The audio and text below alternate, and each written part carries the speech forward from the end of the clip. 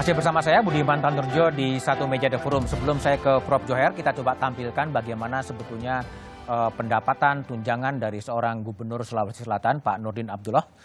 Ya, kalau sesuai dengan peraturan pemerintah, sebenarnya gaji pokok seorang gubernur 3 juta per bulan ya. Kemudian ada tunjangan pejabat negara 5,4 juta per bulan. Lalu kemudian ada biaya penunjang operasional yang besarnya 1,25 miliar sampai 14,3 miliar per bulan. Itu adalah gaji dan tunjangan Gubernur Nurdin Abdullah. Yang kemudian ada data lagi. Ya, inilah penghargaan yang diterima oleh Nurdin Abdullah, Bung Hatta Anti Corruption Awards, kemudian penghargaan atas kepatutan standar pelayanan publik dari Ombudsman, Piala Adipura, ya. Kemudian Satya Lencana Pembangunan Bidang Kependudukan, Anugerah Budi Praja sebagai kerja daerah inovatif dari Kemristek Dikti, dan Piala Adipura di 2016. Ya, 2015 penghargaan tokoh perubahan, kepala daerah terbaik, kepala daerah inovatif dari berbagai media. Kemudian ada penghargaan Wahana Tata Nugra atas penataan transportasi publik dan pemerintah RI. Itu ya. Oke, Prof. Johar. Jadi Prof. Johar, gimana Anda sebagai ahli otonomi daerah melihat banyak kepala daerah yang sudah ditangkap dan kemudian ada lagi sekarang tokoh yang dikenal publik sebagai bersih dan berintegritas kemudian juga tertangkap oleh KPK. Prof. Johar gimana melihat kasus ini? Ya, tentu kita sangat prihatin sekali ya Mas Budiman ya. Kalau data yang saya pegang itu sejak kita menggelar pilkada langsung Juni 2005 sampai dengan 2021 kemarin dengan kena OTT-nya Gubernur Sulawesi Selatan itu 429. 429. Bukan main-main, 79% dari jumlah daerah otonom kita. Gubernurnya itu adalah 36, jadi sudah melampaui jumlah provinsi yang hanya 33. Jadi ini ada persoalan besar pada sistem pemilihan kita, yaitu biaya pilkada yang mahal. Ada faktor modal namanya dalam pilkada itu. Untuk apa modal itu? Untuk mahar politik, untuk bayar biaya saksi-saksi, untuk biaya tim sukses, biaya kampanye. Bahkan kalau kampanye itu spanduk itu Mas Budiman, itu harus dijaga. Untuk ongkos menjaga spanduk aja keluar lagi biaya. Nah, ini semua biaya besar, apalagi kalau pemilihannya di tingkat provinsi, bukan kecil. Itu sudah ada penelitian Litbang Dagri, itu bisa mencapai sekitar 100-200-an miliar untuk pemilihan gubernur, bupati wali kota. 100-200 miliar ya? Bisa sampai seperti itu. Nah, persoalannya dari mana mereka membiayainya? Nah, kita tahu itu dari KPK itu ada semacam riset ya, 82% biaya yang datang dari yang disebut sponsor, cupong-cupong, investor politik. Nah, inilah kemudian yang jadi masalah, dia harus kembalikan utang gitu ya, tagihan dalam bentuk memberi kontra-kontra atau kemudian menerima suap dari kanan kiri. Ini masalah pilkada yang mahal itulah yang membuat kepala daerah selevel Pak Nurdin Abdullah yang tokoh anti korupsi juga terjebak ke dalam kasus korupsi ini. Oke, baik. Tadi ada data statistik yang disampaikan oleh Prof. Johar Mansyah-Johan. Saya kembali ke Bung Nurul Gufron ya. Jadi kalau kita lihat data statistik cukup banyak ya, 19 kepala daerah untuk berbagai level yang juga kemudian tertangkap oleh KPK. Ini sebetulnya keberhasilan KPK menangkap kepala daerah atau kegagalan dalam mencegah praktek korupsi sebetulnya? Ya, jangan disebut kegagalan KPK, tetapi ini deh kegagalan bangsa Indonesia. Gimana proses ingin memilih para pemimpin daerah maupun pusat yang berintegritas, tapi karena pabrik demokrasinya mungkin masih ada yang tidak sempurna, sehingga mengakibatkan yang terpilih adalah bukan yang berintegritas. Itu yang menjadi fakta kita. Bahwa itu tugas pemberantasan korupsi dibebankan kepada Pak KPK, itu iya. Tetapi KPK bersama aparat penegak hukum yang lain dan juga instansi pengawasan internal ya, APIP, BPK, BPKP. Nah, itu yang terjadi. Saya sepakat sebagaimana disampaikan Prof. Johar Mansyah. Jadi sesungguhnya kos politik itu hasil penelitian survei KPK saat ini bukan hanya kos politik yang disebutkan tadi Pak Jo Hermansyah tadi, uang mahar, lantas saksi dan lain-lain. Bahkan juga yang perlu diketahui, yang menjadi keprihatinan kita bersama adalah bahwa masyarakat juga sudah permisif terhadap amplop-amplop pada pilkada tersebut. Nganggap mereka itu biasa dan harus. Gitu. Kalau tidak, kami tidak akan memilih, bahkan bukan hanya tidak akan memilih, tidak akan bergerak dari rumahnya ke TPS-TPS. Menggerakkan dari rumah ke TPS itu saja sudah digerakkan, dan kemudian memilihnya itu sudah dengan amplop-amplop. Dan ini sudah dianggap biasa. Ini yang mengakibatkan salah satunya kemudian bahwa, ya mohon maaf, uang-uang yang hasil suap kepada kepala daerah memang tidak semuanya itu dinikmati sendiri.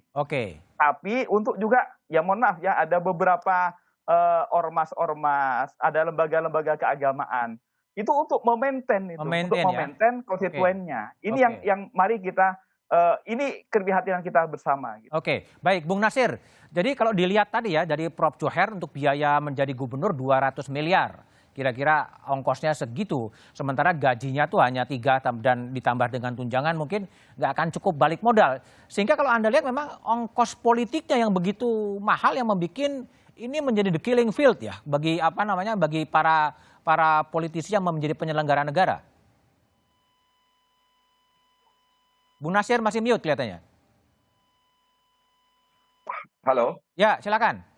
Ya, jadi Mas Budiman, kalau kita mencermati gaji pokok, kemudian tunjangan jabatan dan biaya operasional, memang tidak besar ya, tapi memang sudah menjadi semacam kalimat-kalimat satir bahwa memang penyelenggara negara itu gaji pokoknya kecil, cuman uang masuknya yang besar.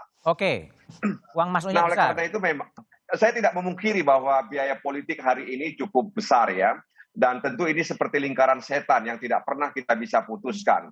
Data yang disampaikan oleh Prof. Jo itu sangat mengkhawatirkan kita. Ada 400 lebih ya, 429 korupsi yang kemudian menjerat para penyelenggara pemerintah, baik di provinsi, kabupaten, dan kota, serta juga kalangan pengusaha.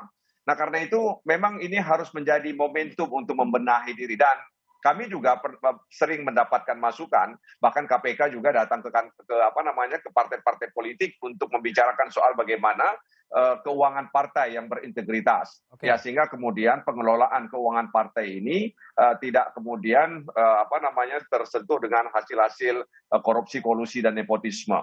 Jadi memang Mas Budiman, sekali lagi ini memang buah dari demokrasi liberal yang hari ini kita praktekkan, ya, di mana rupiah itu menjadi hal yang terdepan, sehingga memang sepertinya kita kesulitan, karena masyarakat juga dalam tanda kutip ya masih permisif dengan hal-hal seperti ini, sehingga berbiaya mahal, dan ini berdampak terhadap bagaimana para kepala daerah mengembalikan apa yang telah mereka pakai yang dipinjamkan oleh para cukong tersebut.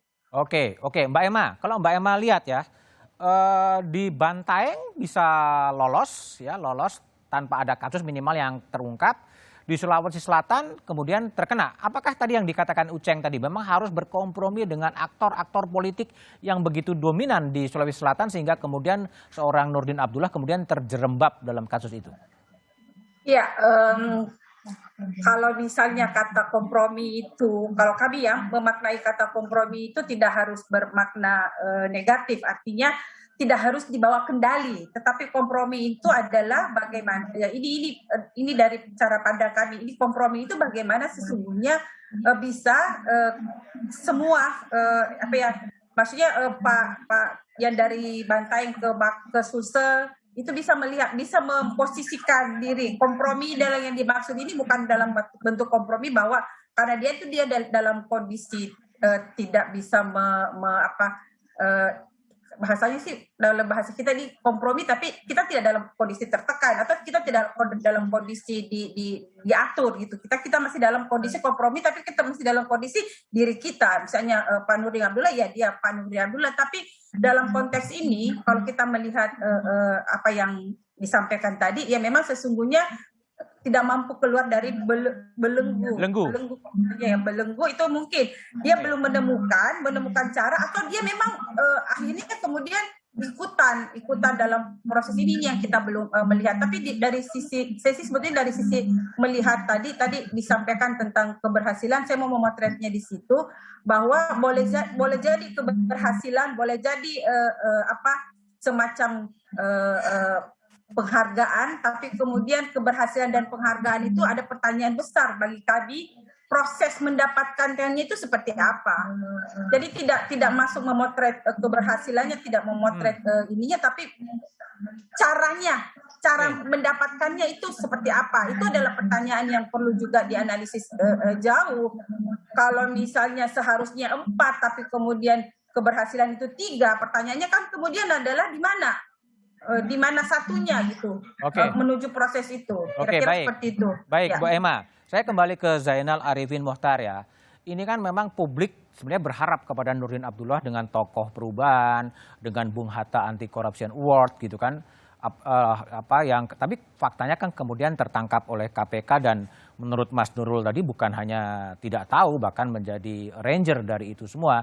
Tapi faktanya juga ada juga Nur Pamuji yang juga penerima Bung Hatta Anti Corruption Award gitu kan, tapi juga kemudian tersangkut kasus korupsi. Nah, pertanyaan saya adalah upaya-upaya dari masyarakat sipil untuk memunculkan tokoh-tokoh berintegritas itu kemudian terjebak pada kasus korupsi, ini kan apa? Tokohnya atau sistem yang memang betul-betul korup? Tapi jawaban dari Zainal Arifin Mohtar setelah jeda berikut ini.